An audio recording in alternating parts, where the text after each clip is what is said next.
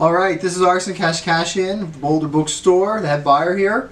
And we're going to do a roundup of non-fiction books that have come out while you've been away from the store.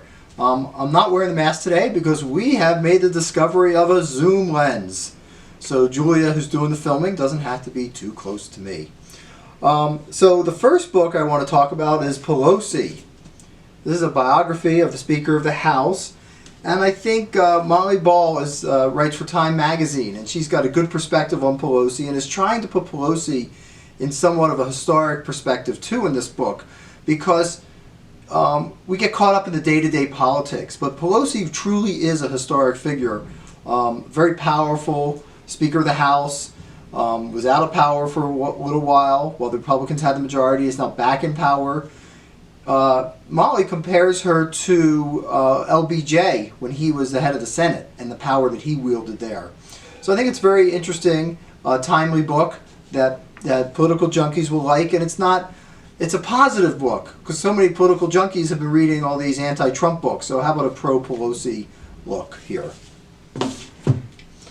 Brian Greene, one of the most famous physicists of his generation, has a new book, Until the End of Time, and he's talking about the human beings trying to understand the universe they live in, and whether it's scientifically and what does that mean for our own humanity.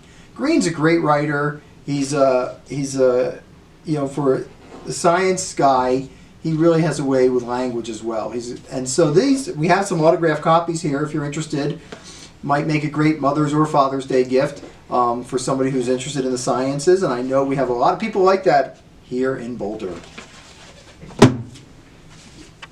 The Book of Seoul by Mark Nepo. Maybe a lot of people might know him from the Book of Awakening, and there's 52 paths to living what matters. And so there's short chapters here, about all different kind of spiritual things and life things, as we keep searching or chasing paradise. And I think the time we're living in right now is certainly a time for some reflection about, where we were when this started, what we want to do with our lives when we've eventually come out of this. And so this is a great book to ask you some of those questions and to help you reflect. And 52 is coincidentally the number of weeks in a year. So I guess you could do this one per week all year long. This one is kind of a strange pick, but it's Hilarious World of Depression. John Moe is a radio personality, and he has gone through depression. And I kind of picked this book because I think a lot of people, if they're not suffering from depression right now, certainly people are down, people are struggling sometimes with their emotions. It's hard not to. I know I am. And so in this book, he kind of really looks at the depression he's gone through and how he's coped with it and how he's come out the other side of it at times. And I think it's a good, funny book. It's honest. And I think it's good for right now and what people are going through. And I think one of the big things about depression that he talks about, and I have certainly felt in my lifetime, is this sense of doom. And how do you come out of that? And certainly right now, given what's happening, lots of us, probably more than usual, have a sense of doom. And but I think he addresses those kind of questions really well in this book. The Bird Way by Jennifer Ackerman. She was known for the genius of birds. And if you're like me and you're taking walks and getting outside as much as you can, you're hearing a lot of birds chirping and flying around. It's really been beautiful to see robins and jays and all sorts of birds around. She really looks at what drives bird behavior, and it's not as random as we think, or as random as maybe had been thought, that there are really intelligence behind this.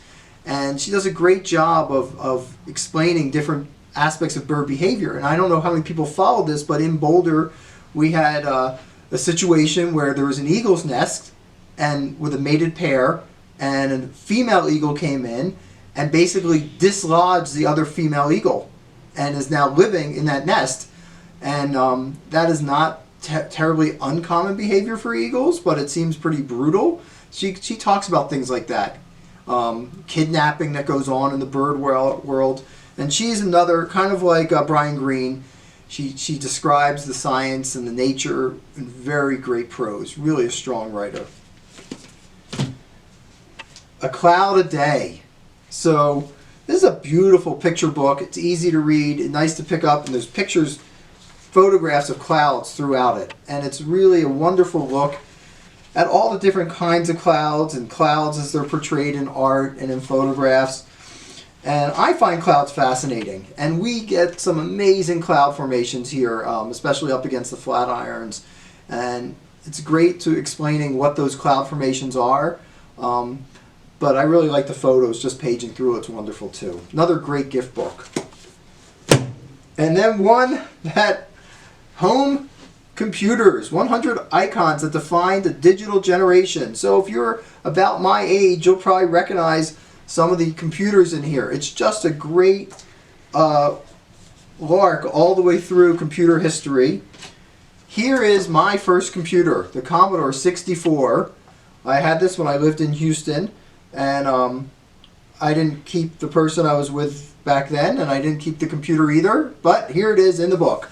And there's all sorts of, just great, no matter what your computer was, you're going to find it in here. So it's kind of a fun trip down memory lane.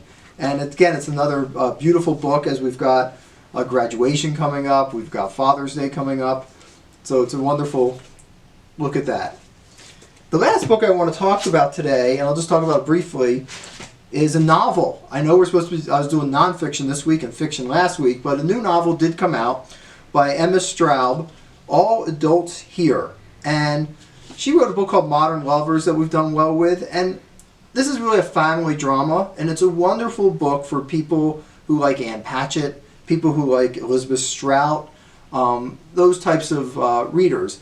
And it focuses on a mother who's kind of has a secret that she wants to reveal, but things keep getting in the way of that, other secrets mainly. So I would recommend giving Emma Straub a try. And if you're looking for a late Mother's Day gift, this could be a good book for you. Thank you.